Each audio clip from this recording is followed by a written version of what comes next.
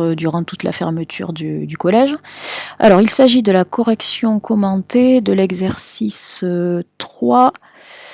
Alors, le 3, page 41 du cahier e-parcours. Alors, je vous ai mis en accès sur le NT et Pronote la correction pour ceux qui ont pas besoin d'explication. Et pour ceux qui ont besoin d'explication, on va rentrer un petit peu dans les détails. Alors, de quoi ça parle? Alors, on a sur ce graphique ici représenté la distance parcourue ici en kilomètres qu'on trouve sur l'axe des ordonnées. Donc si vous vous souvenez un petit peu de la leçon qu'on a fait dans le chapitre 6 à la fin des solides de l'espace, on a fait une petite partie sur le repérage dans le plan. Et je vous ai dit qu'on pouvait repérer un point dans le plan à l'aide de ces coordonnées.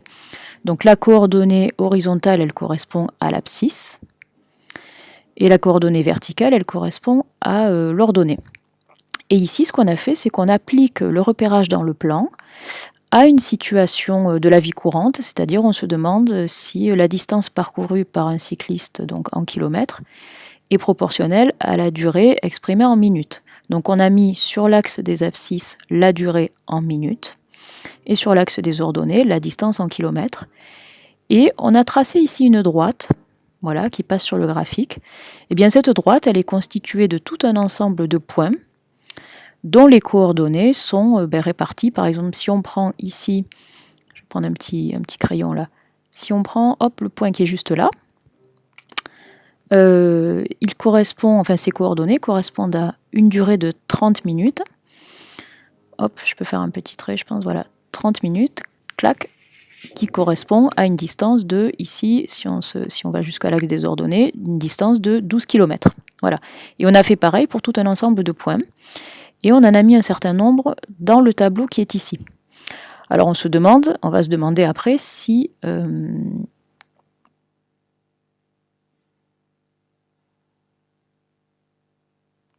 voilà, excusez-moi, j'ai eu un petit blanc. On va se demander s'il s'agit d'un tableau de proportionnalité ou pas. Alors pour cela, il faut commencer par remplir le tableau en lisant les données sur le graphique. Alors on y va pour le premier point. Pour une durée de 10 minutes, donc on regarde ici sur l'axe des abscisses la durée 10 minutes, hop, on monte là verticalement, on rejoint la droite ici, et après on se projette horizontalement sur l'axe des ordonnées, hop, ici là, tchac tchac tchac tchac, et on arrive ici à une distance de 4 km. Donc dans le tableau, on indique ici la distance correspondante, c'est-à-dire 4. Hop, et on va faire pareil pour une durée de 20 minutes. Donc ici, vous voyez la petite croix de la souris. On prend la durée de 20 minutes. On monte là, comme ça, bien verticalement jusqu'à la droite. On trouve le point qui figure sur la droite. Et de ce point-là, on se projette là horizontalement sur l'axe des ordonnées. Et ici, hop, attention, c'est pas évident à faire avec la souris, c'est un 8. On compte les graduations. On est à 6, 7, 8 km. Donc, hop, dans notre tableau, on met 8 km. Alors, on peut faire pareil pour 35 minutes et 60 minutes. Donc, la démarche est la même. Si on part de 35, on rejoint la droite, on se projette ici sur l'axe des ordonnées, on va trouver que ça correspond à 14 km. Et enfin, pour 60 minutes, hop, on se projette au niveau de l'axe des ordonnées, on arrive à 24 km. Et on peut faire la démarche dans l'autre sens, c'est-à-dire que si on vous donne une distance de 12 km, attention, 12 km, ça se lit sur l'axe des ordonnées, donc on cherche la graduation 12 ici, d'ailleurs c'est celle que j'avais pris en exemple au début, 12, cette fois-ci on fait le chemin dans l'autre sens, on se projette horizontalement jusqu'à rencontrer le point qui figure sur la droite ici, et on descend verticalement sur l'axe des abscisses, et on va trouver que une distance de 12 km correspond à une durée de 30 minutes. Et on fait la même démarche pour une distance de 20 km qui va se trouver à 2 graduations au-dessus de 18, 18, 19, 20. On est à 20. On se projette en suivant bien la ligne ici jusqu'à la droite. On rejoint la droite et hop, on descend ici jusqu'à la durée qui correspond à attendez, j'ai un petit trou, à 50 minutes, pardon. 50 minutes. Et si on fait la même démarche pour 22 km, ça se fait d'après le graphique, toujours, ça se fait en 55 minutes. Voilà, donc là, on a rempli notre tableau. Donc on a une première ligne qui indique différentes valeurs de la grandeur durée exprimée en minutes. Sur la seconde ligne, on a différentes valeurs qui correspondent à la grandeur distance exprimée en kilomètres. Et à chaque fois, les valeurs se correspondent. À 10 minutes correspondent 4 km, à 20 minutes correspondent 8 km, etc., etc. Alors, pour savoir s'il s'agit d'un tableau de proportionnalité, autrement dit, pour savoir si la distance parcourue en kilomètres est proportionnelle à la durée en minutes, il faut qu'on fasse des calculs pour vérifier si on peut trouver un unique nombre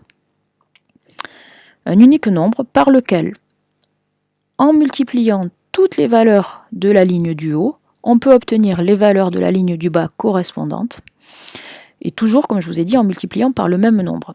Alors, autrement dit, est-ce qu'on peut avoir un petit schéma comme ça? Alors, attention au sens de la flèche, on se demande s'il existe un nombre unique. Hop.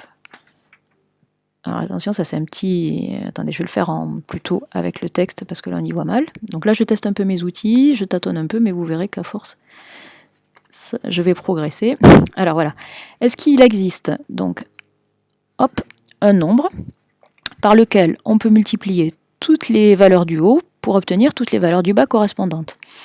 Alors, si on prend la première colonne, comment on passe de 10 à 4? Autrement dit, par combien faut-il multiplier 10 pour obtenir 4? Eh bien ça, 10, si vous réfléchissez bien, 10 multiplié par 0,4, ça nous donne 4. Voilà, vous pouvez le vérifier avec une calculatrice, mais vous pouvez y réfléchir aussi. Si vous le présentez dans l'autre sens, 0,4 multiplié par 10, ça fait bien 4. Et donc là, on va pouvoir mettre 0,4 à condition que ça fonctionne pour tous les autres nombres. Donc pour ça, il faut faire des vérifications. Donc on fait le calcul 20 multiplié par 0,4. Et bien ça, on est content parce que ça fait 8. Donc ça semble fonctionner pour la deuxième colonne. On fait de même pour la troisième colonne. Est-ce que 30 multiplié par 0,4, est-ce que ça fait bien 12? Je vous laisse réfléchir un petit peu. Eh bien oui, ça fait 12. De même, 35 multiplié par 0,4. Donc ça, c'est moins facile à faire de tête, mais vous pouvez soit poser la multiplication à côté sur une feuille de brouillon, soit vous aider de la calculatrice exceptionnellement. Et ça, je vous confirme qu'on trouve bien la valeur correspondante du tableau, on trouve bien 14.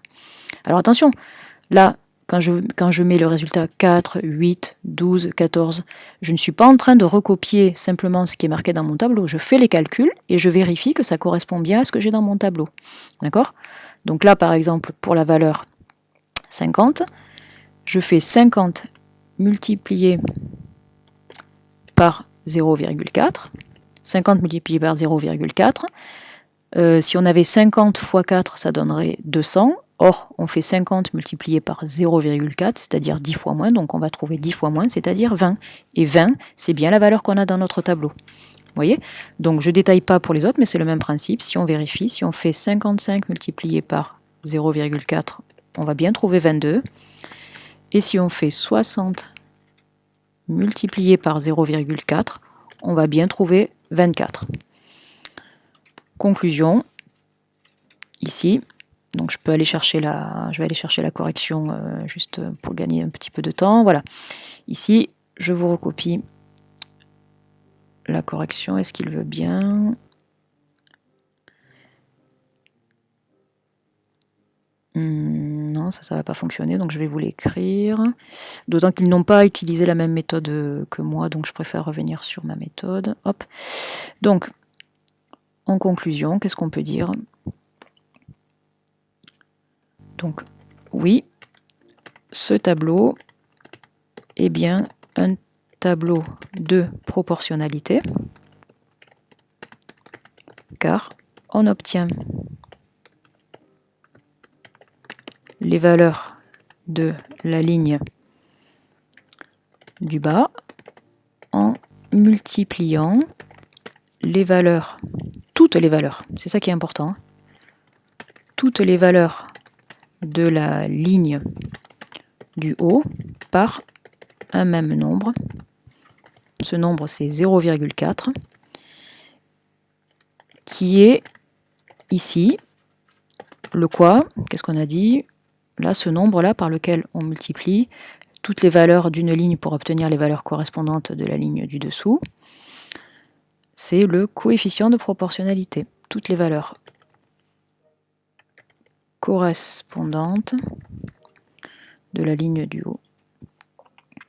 Alors, c'est le coefficient de proportionnalité.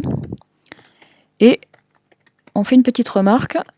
Si vous observez donc le graphique qu'on a là, en fait, quand on a positionné donc les points dont les coordonnées se figurent dans le tableau, on se rend compte que ces différents points, donc là on a ici, on a le 28 qui est ici, le 30, 12 qui est ici, le 35, 14, le 50, 20, le 55, 22. Voilà, tous ces points, en fait, ils forment, si on les rejoint par une ligne, on voit que cette ligne, c'est en fait donc une droite qui passe par l'origine du repère. Donc tous ces points, en fait, ils sont alignés avec l'origine du repère. Et bien ça traduit une situation de proportionnalité.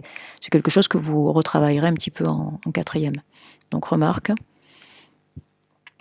c'est ce qu'on vous disait ici, là, hop, dans la correction. Les points du graphique sont alignés sur une droite qui passe par l'origine du repère. Alors attendez, hop. Voilà. Les points sont alignés et sont alignés le long d'une droite qui passe par l'origine du repère.